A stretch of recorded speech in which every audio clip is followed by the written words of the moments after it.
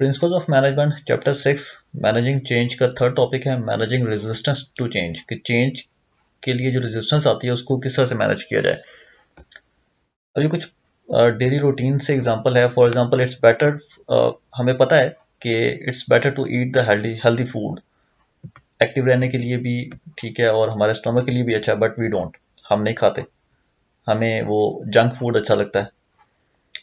Even we ignore stairs and use elevators, हम office जाते वक्त या हम अगर कहीं मूव कर रहे हैं तो हम लोग स्टेयर्स का यूज़ नहीं करते, हम लोग एलिवेटर्स यूज़ करते हैं, एस्केलेटर्स यूज़ करते हैं।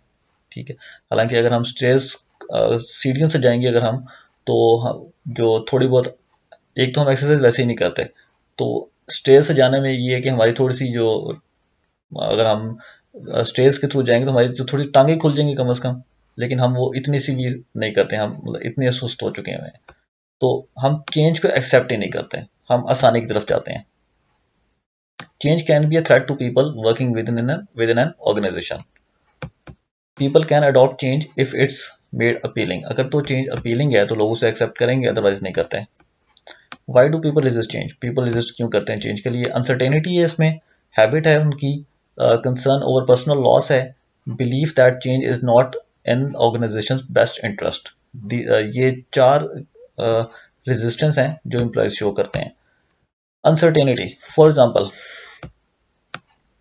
If quality control methods are introduced, अगर क्वालिटी कंट्रोल मेथड को इंट्रोड्यूस करवाया जाए तो मैनेजर्स विल थिंक कि उन्हें जो है वो ट्रेनिंग्स लेनी पड़ेंगी, ऑब्वियसली नई टेक्निक सीखनी पड़ेगी। For this reason they are often uncertain कि यार ये काम होगा भी या नहीं होगा, हमसे ये काम होगा या नहीं होगा, whether they would be able to adopt new techniques और नॉट, एंड पॉसिबली कि वो नेगेटिव एटीट्यूड डेवलप कर लें उस चीज़ के बारे में, जो चेंज आप जो चेंज मैनेजर कंपनी में लेके आना चाह रहा है उसके बारे में, और उन टेक्नोलॉजीज़ के बारे में जो वो इंट्रोड्यूस करवाना चाह रहे हैं नई, जिनके बारे में इन्होंने नई टेक्निक सीखनी है, तो उसके अगेंस्ट वो पुअरली एक्ट करें, उसको नेगेटिव एटीट्यूड शो करें अपना। There is a risk, there is a chance. Habit, वही ऊपर वाली बात है जो मैंने आपसे पहले की है कि लोगों की हैबिट बन जाती है। अब यहाँ पे अगर मैंने जो एक दो चीज़ें नोट की हैं कि हम जिस रास्ते से ऑफिस जाते हैं या स्कूल जाते हैं या हम कॉलेज जाते हैं, अगर हमें कभी किसी वजह से रास्ता अपना ऑल्टर करना पड़े या रास्ता चेंज करना पड़े तो हम तंग पड़ते हैं, बेशक वो रास्ता आसान हो। We don't want to change our habits, हम अपनी हैबिट्स को चेंज नहीं करना चाहते। वी रिलाई ऑन हैबिट्स और प्रोग्राम्ड रिस्पॉन्सेज, हमने बस मतलब एक ही रास्ता पकड़ा हुआ है कि बस ठीक है मैंने इसी रास्ते से जाना है, ये प्रोग्राम्ड है, मैंने ऑफिस से निकलना है और बस एक यही रास्ता है और कोई रास्ता नहीं है। सो while facing any change, our tendency to respond in our accustomed ways become a source of resistance। तो हमारे जो टेंडेंसी रिस्पॉन्स करने की जो टेंडेंसी है, वो जो हम बिल्कुल एक मखसूस किस्म का उसका रिस्पॉन्स देते हैं, वो रेजिस्टेंस बन जाती है। Third cause of resistance is losing something, मतलब personal loss. It can be of money, power, authority, friendship और personal convenience. This is the fear, ये एक फियर है जिसकी वजह से old employees have due to they resist change, कि old employees जो हैं वो इसको रेजिस्ट, वो चेंज को रेजिस्ट करते हैं इस वजह से कि उनका होल्ड खत्म हो जाएगा चीज़ों के ऊपर से। फाइनल रीजन कि एम्प्लॉय समझ रहा है कि जो चेंज है is not in the organization best interest, organization के बेस्ट इंटरेस्ट में नहीं है। फॉर एग्जाम्पल एम्प्लॉय में थिंक कि जो new procedure will reduce the product quality. For example कि जो नया जो एक्सपीरियंस्ड एम्प्लॉयज, जो तजर्बाकार एम्प्लॉयज हैं, अगर कोई मैनेजर आता है और वो कहता है कि नहीं यार हम इस प्रोसेस के को चेंज करेंगे और हम ये न्यू टेक्निक्स अप्लाई करेंगे, तो जो पुराने एम्प्लॉयज हैं, जो पुराना स्टाफ है, जो एक्सपीरियंस स्टाफ है, हो सकता है कि वो रेजिस्टेंस कॉज करे कि यार नहीं, जो नया टेक्निक अप्लाई करना चाह रहे हैं उससे प्रोडक्ट की क्वालिटी खत्म हो जाएगी या कम हो जाएगी। This type of resistance is beneficial for organization if made positively, अगर पॉजिटिवली की जाए तो। Then techniques for reducing resistance to change, education and communication है। एजुकेशन के through managers can reduce resistance by providing logical answers to employees for change efforts। Through this, that type of resistance can be reduced, which is created due to misinformation, poor communication. जो poor communication की वजह से या miss information की वजह से जो एक चीज़ की एक्सेप्टेंस नहीं हो रही, तो उसको एजुकेशन और कम्युनिकेशन के थ्रू ही उस रेजिस्टेंस को ख़त्म किया जा सकता है।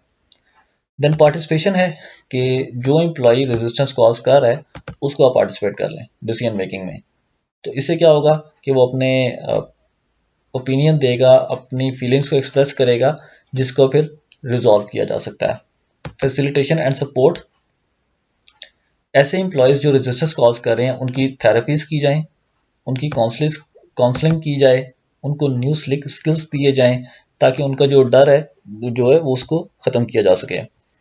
देन निगोशिएशंस हैं, इसमें मॉनेटरी बेनिफिट्स आ सकते हैं, मतलब आप उनको सैलरीज में इंक्रीज कर सकते हैं और इस तरह की चीज़ें। Exchange something of value, monetary benefit for an agreement, ताकि वो चेंज को एक्सेप्ट कर लें।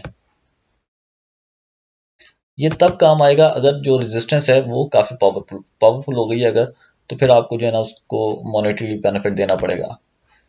मैनिपुलेशन एंड कोऑप्टेशन, मैनिपुलेशन, आप जो फैक्ट है उसको मैनिपुलेट करते हैं, मतलब जो चेंज है ना उसको आप इतना अच्छा और इतना अपीलिंग करके बताएं कि लोग उसे एक्सेप्ट कर लें।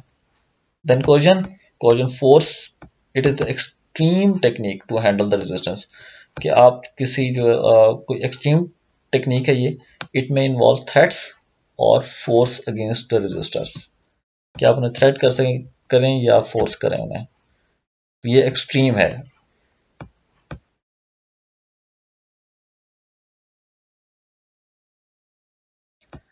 देन टेक्निक्स यूज़ कब होती हैं, उनके एडवांटेजेस क्या हैं और उसके डिसएडवांटेज क्या हैं।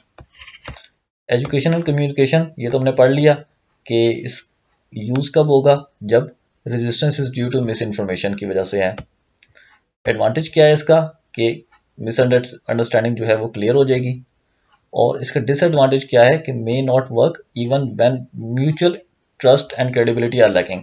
अगर इसका जो डिसएडवांटेज इतना खास कोई नहीं है, सिर्फ यही है कि लोग नहीं उस पर यकीन नहीं करेंगे, that's it.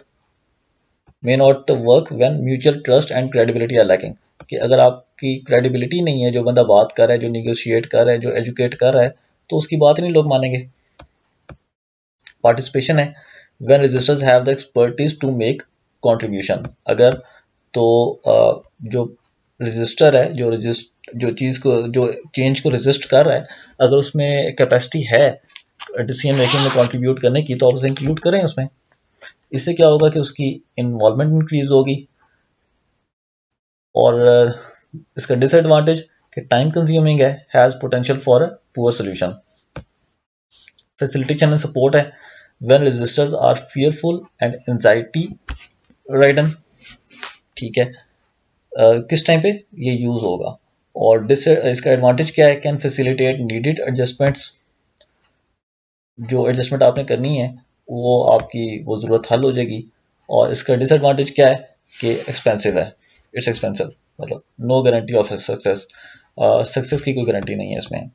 Negotiation, when resistance कम ज़्यादा पावरफुल, अगर तो रेजिस्टेंस ज़्यादा पावरफुल है तो फिर आपको पैसे देने पड़ेंगे, वही बात है कि मॉनेटरी बेनिफिट आपको देना पड़ेगा। और एडवांटेज कि आपने जो कमिटमेंट है उसको बाय कर लिया है, उसको आपने ख़रीद लिया है। देन इसका जो डिसएडवांटेज है, डिसएडवांटेज क्या है, पोटेंशियल हाई कॉस्ट, आपको हाई कॉस्ट पे करनी पड़ सकती है इसमें। ओपन्स डोर्स फॉर अदर्स, के दूसरों के लिए भी आप रास्ता खोल दें कि वो भी इस तरह से रेजिस्टेंस करें और अपनी बात को मनवा लें। मैनिपुलेशन कब होगी जी, व्हेन अ पावरफुल ग्रुप जो है endorsement is needed. Advantage, it's inexpensive, easy way to gain support, मतलब आपने एक चीज़ को मैनिपुलेट करना है तो मैनिपुलेशन ही है सिर्फ। और डिसएडवांटेज क्या है कि कैन बैकफायर, इसका बैकफायर हो सकता है कि जो लोग हैं उसका वो क्रेडिबिलिटी आप लूज कर दें, जो ऑब्वियसली जो चेंज एजेंट है वो अपनी क्रेडिबिलिटी लूज कर देगा। Coercion force, when a powerful groups endorsement is needed. Advantage, inexpensive, easy way to gain support. और डिसएडवांटेज क्या है कि इट इज़ इलीगल और may undermine change agents credibility, change agent की जो क्रेडिबिलिटी है वो भी अंडरमाइन हो जाएगी।